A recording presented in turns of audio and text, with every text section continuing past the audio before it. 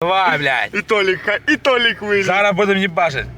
А ты окно открой, там вылези с другой стороны. Я тебя тоже снял. Тут С той стороны открой. Сядь, сука. Снял, нажал. Да, ебаш.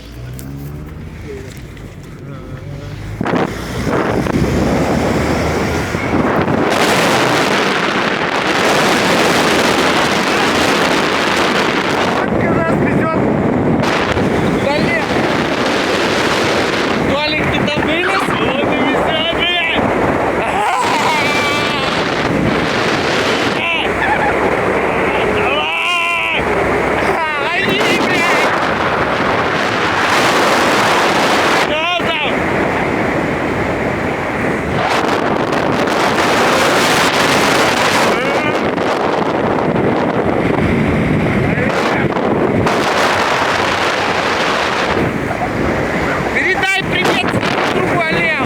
Друг Олег, тебе привет.